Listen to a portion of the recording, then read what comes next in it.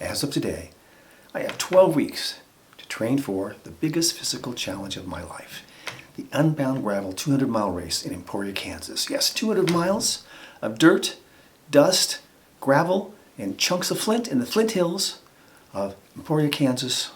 Yeah, Kansas is flat except for those Flint Hills. Get about 12,000 feet of climbing in 200 miles. I'm training on what I'm calling a razor's edge, that edge between becoming sufficiently physically fit to ride 200 miles at hard pace with all that climbing, and the other edge of the other side, if you will, of that razor's edge, cancer-related fatigue. I'm going to start doing weekly documentation, starting here. Let's take a look at my challenge. That challenge draws close. We're now 12 weeks away from the Unbound Gravel Race. Every good story deserves a foreword, and this story has a 6-year foreword beginning in January 2020 when I received my prostate cancer diagnosis. Alas, before I could obtain treatment, the COVID pandemic descended upon the planet, preventing me from getting treatment. And I learned firsthand that COVID and cancer don't mix very well.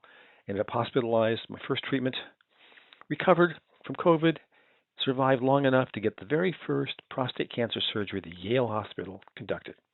July 1, 2020, my surgeon removed my prostate and 12 lymph nodes. I hopped back on my bike as quickly as I could. My surgeon told me that he typically required his patients wait 3 months before cycling. He made me promise to wait a month. A month to the day, hopped on my bike, rode 25 miles. Within a month, I was doing centuries as 100-mile rides. Alas, COVID and cancer still don't mix. Another hospitalization in 2020. Despite being vaxxed and boosted as often as I could, as you'll see, I even contracted COVID a third time. I'm back on my bike, gaining strength, but my cancer was raging. And from September 2021 to December 2021, I underwent 8 weeks of daily radiation. Shortly after that was done, I went to South by Southwest to talk about a film I was making. And yeah, on airplanes, cancer and pandemics. Third case of COVID, but not hospitalized. Began training for one of the biggest bike rides of my life, the Tour Divide along the Rocky Mountains from Banff, Canada to the Mexican border. Alas, while I was cycling, I collided with a deer, broke 18 bones. 2 of those bones were my ribs that punctured both lungs. I nearly died, but I recovered. I recovered in time that by the next fall, I again learned about the relationship between cancer and other health conditions. My immune system was still sufficiently compromised that an infected wisdom tooth nearly killed me. But I kept riding, and in June 2023, I returned to the Tour Divide, rode just the first 1,000 miles from Banff, Canada to the Tetons when my oncologist asked me to come back for a cancer test. But it was a lovely ride. Just extraordinary opportunity. And by June 2024, I was in good enough condition to ride the Vermont Gravel Race, 100 miles plus 13,000 feet of climbing. And then I got sick again.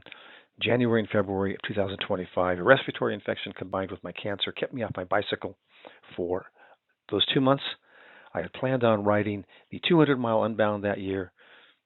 Couldn't train sufficiently, but I did ride the 100-mile Unbound. What an extraordinary experience. And now, yes, still alive, and I'm back. Going to ride Unbound May 30th, 2026. Yes, that's 87 days, 15 hours, 53 minutes, and 40 seconds as I speak. And this year, I'm riding the 200. Well, health condition allowing. Now I find myself facing what I call a razor's edge, although it looks more dramatic. If we use the metaphor of a tightrope, on one side, I'm trying to train sufficiently for this extraordinarily challenging 200 miles of gravel, dirt, mud, and chunks of flint with 10 or 12,000 feet of climbing while dealing with cancer-related fatigue. My cancer metastasized, which means it's moved beyond its original location. It is now incurable, but potentially treatable. My cancer is micrometastatic. That is, enough cancer cells have not yet found each other to form sufficient lumps or tumors to be treatable, but I do suffer from extraordinary fatigue. But you say, how can you have metastatic cancer? You went to Yale Oncology, and your oncologist, your oncological surgeon, removed your prostate and a dozen lymph nodes surrounding your prostate. Well, there are 2 reasons. The first is my surgeon left cancer. I learned a year after my surgery, talking to a radiation oncologist, that the pathology report that I received, I probably read it but didn't understand it, reported that my surgeon left a positive margin.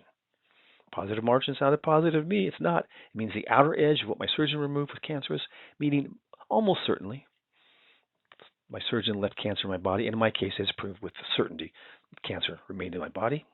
And I learned the nature of that cancer. After my cancer numbers went up, I requested a DNA test of my cancerous bits that my pathologist had in his freezer. And on a scale of 0 to 1, with 1 being basically a death sentence, I received a score of 0.9, or roughly the most aggressive flavor of cancer possible. But wait, I've had aggressive cancer in many other regions for 6 years. And I'm talking about riding the world's hardest one-day bicycle race? How is this possible? Well, first let's look at my cancer numbers. This is my PSA score, monthly score over the course of a year. The PSA is a prostate-specific antigen, a protein molecule on prostate cancer cells. Yes, I've got prostate cancer cells floating around in my blood. It means my cancer is metastasized. It is out beyond the area where it was originally found. But it varies a lot. Well, let's look at what else varies a lot. This is my cycling. I've documented on the website for the Exercise Obsessed Strava. And you can see in January and February of 2025, when I wasn't cycling, my cancer numbers went up. I've documented this well, including very recent research and other entries in my online cancer diary. Go take a look at those if you're interested. If you have cancer, please go take a look at those. There is almost a completely inversely linear relationship between exercise and cancer. The harder you exercise, not just the amount of exercise, but the intensity of exercise, helps not only with cancer survival, that is, living longer if you have cancer, but cancer avoidance. Let's look at more recent data.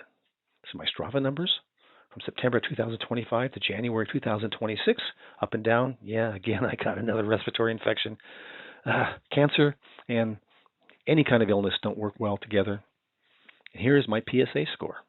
Again, as my exercise declines, my PSA score, my cancer number goes up. I'm doing well now. I'm exercising hard. I'm going to talk about how hard I exercise shortly. But for now, I'm not going to get any more PSA tests until after I complete Unbound 2000 on May 30, 2026. And just how am I going to exercise sufficiently to be ready for the world's hardest one-day gravel bicycle race while avoiding complete exhaustion due to cancer-related fatigue? I'm going to get a coach for a real rider who has a real life and a big goal. Yeah, Kristen Ligon, a legend, won the Unbound 350 miler and on the podium for the 200 miler, recently inducted to the Gravel Cycling Hall of Fame. She's helping me figure out how to walk this razor's edge or tightrope. Well, I didn't find this coach on my own. I wasn't smart enough to do that. But the people at Merchant Cycles in Emporia, Kansas are. And Merchant Cycles connected riders like me with Kristen Ligon through an online Facebook page for Unbound participants, offering this coaching for free to anybody interested. There are 20 or 25 of us now signed up. I am forever grateful. Already started buying stuff from Merchant Cycles. Going to buy as much stuff as I could put in my car when I get there, out of gratitude for this extraordinary opportunity. Just how does a professional organize a training plan for 25 people or more? Typically you use something called Training Peaks. New to me, but I'm learning. And this is this week's workout. Today is Wednesday, March 4. You can see I had a day off on Monday. Tuesday I did intervals for an hour and a half. Today I did a 1 hour base ride. Tomorrow I do intervals for another hour and a half. Friday's off. Saturday a base ride of 4 hours. And Sunday a base ride of an hour and a half. Yeah, that's a lot of work. How am I going to manage it? Yeah, just how am I going to manage that intensity of workouts? Well, courtesy of Merchant Cycles, Kristen Ligon, and our WhatsApp group that all of us trainees share, I asked, I have been enjoying the challenge of this workouts. I do have a question, though. I'm living on the razor's edge between the cancer-related fatigue caused by my metastatic prostate cancer and training sufficiently for this 200-mile race. Oh, and I'm 71 years old. To accommodate fatigue, I've been taking an extra day off. Typically, Sundays, choice ride. I've been completing the interval workouts and the long workout on Saturday. Does this seem sensible? And The legend responded, "Hey, John, way to keep on pushing when it feels right and prioritizing rest. Yes, I think taking Sunday off as an extra day is a great place to start, especially as we're getting into longer Saturday rides. In general, I say focus on doing one interval workout during the week and one long ride. Beyond that, do easier base rides when you have the energy and time. Keep at it, and thanks for the updates. You are amazing." What a gift. So I'm going to do my best to follow the plan, but I will just do easy base rides when I feel like I need to, and every now and then, once a week, take an extra day off. Just how does this sort of training work? This is my life. Today, Wednesday, March 4th, I did a base ride of an hour, relatively easy hour ride. Yesterday, I did an hour and a half of interval training. Interval training, go really hard for a while, then pedal more easily, go really hard, pedal more easily. Do that until an hour and a half have passed and you're pretty much exhausted. I took Monday off. Tomorrow, more interval training of an hour and a half. Friday, a day off. Saturday, a 4-hour base ride at a relatively easy pace. I've got a lovely 60-mile ride. The weather's finally good enough to go outside. 60 miles with about 3,000 feet of climbing. And Sunday, I'll probably take off. But you can see our training this week is about 9.5 hours total. And next week, we're at about 6.5 hours. A little easier. Why? Because that base ride is 2 hours instead of 4 hours. I've still got interval training, but just on Wednesday, none of the days. So a little bit easier. The following week, I've got interval training this day and this day, so 2 more. We're up to a little more riding that week, 9.5 hours.